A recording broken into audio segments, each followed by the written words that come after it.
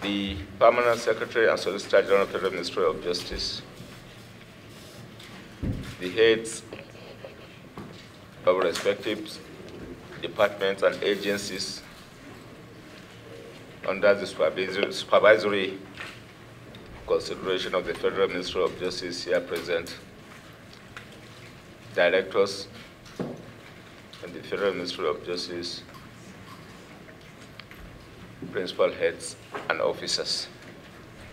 ladies and gentlemen, and members of the press. On behalf of my team from the justice sector, it is my pleasure, Mr. Chairman, today to make concise but comprehensive presentation on 2023 budget defense of the justice sector statutory activities to the distinguished committee. To me, it is a Thanksgiving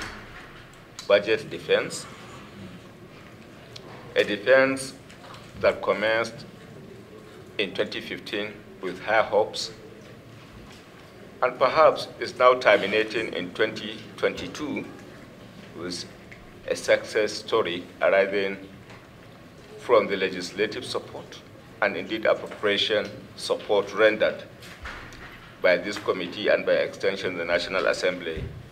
which culminated into unprecedented successes in the justice sector. I am indeed further happy that one of us, I am talking of the distinguished Senator Seriaki Dixon, that institutionalized Thanksgiving in his state, is indeed part of this gathering at which we are making the budget defense this morning. I wish to thank the committee and indeed the members of the National Assembly for the diligent and unwavering support for the justice sector over the years, which has undoubtedly galvanized our operations and resulted in improved outcomes with respect to the successful implementation of our mandate as justice sector family. The justice team has indeed enjoyed your meaningful contributions and support, and I wish to extend our appreciation to your tireless efforts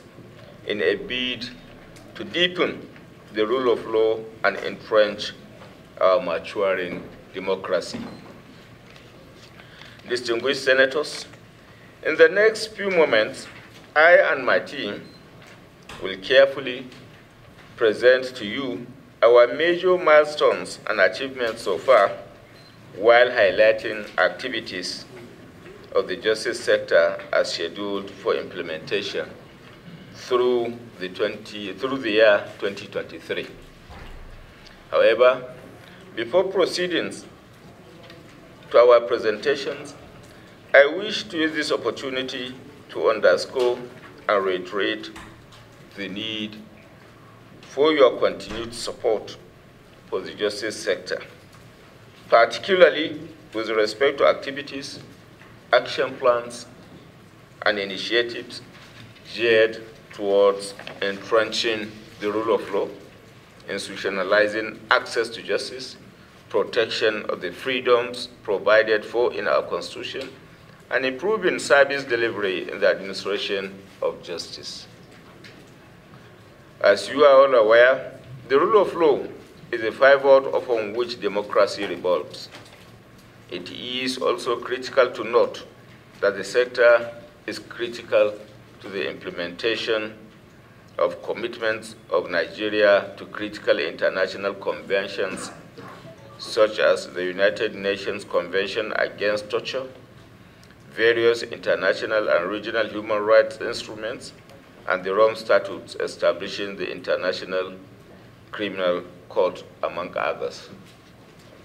I wish to state that the conceptualization of our action plans and budget proposals was largely based on priorities targeted at involving a paradigm shift in our beloved country. The 2023 budget is therefore focused on the desire to rebuild the capacity of the justice subsector to meet with its ever-evolving complex national and international obligations, rebuild our ability to fight corruption, restore investors' confidence, recalibrate the economy, and inevitably facilitate peace and security in the nation. I therefore solicit your continued support and collaboration to achieve these mandates. I also wish to put on record the tremendous support we have enjoyed from the legislature, particularly with respect to passing much-needed bills into law, which have helped to reinvigorate and provide legal framework for the implementation and administration of justice. With your support, the justice sector has been transformed into an avenue not only for law enforcement, but indeed for revenue generation through the huge sums of money and assets being recovered by the ministry and other agencies of government, and also help to plug leakages in the financial system through elaborate monitoring and compliance mechanisms. For instance, it is on record that the Federal Ministry of Justice has recorded appreciable recovery of stolen assets, which were promptly deposited into the government treasury and are currently being utilized for critical infrastructural development across the country, inclusive of the second Niger Bridge, Lagos-Ibadan Expressway, and indeed Kano-Abuja Expressway, among others. We have also taken significant steps to support measures to ensure peace and security, fight terrorism in all its ramifications, and enhance access to justice. Evidence reveals that the administration of justice, which guarantees sustainable peace, equity, and fair play, is undeniably capital intensive. In the circumstances, we need to reconceptualize the existing funding pattern of the justice sector to support critical reforms in the sector. I wish to state that the ministry and practically all the parastatals under its purview are in dire need of funding. Consequently, I wish to solicit for your support for sufficient funding to support ongoing reform initiatives in the justice sector, which has spiral effects on national development and entrenching democracy. As the year comes to an end and 2023 becomes, I am looking forward to a more refreshing collaboration between the justice sector and all the distinguished members of the National Assembly for a seamless administration of justice in Nigeria. Distinguished senators and stakeholders, once again, I thank you for this opportunity, as well as your institutional support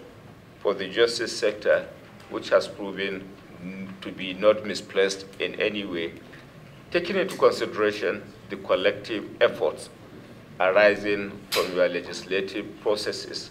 legislative functions, and indeed the bills and acts that translated into national development, both in terms of the fight against corruption, security, economy, and massive infrastructural development. And on this note, Mr. Chairman, distinguished members, I welcome the continued collaboration with the legislature in the overall interest of the nation. And I thank you most sincerely for affording us this opportunity to engage you, hopefully, for the last time as it relates to the tenure of this administration. I thank you most sincerely.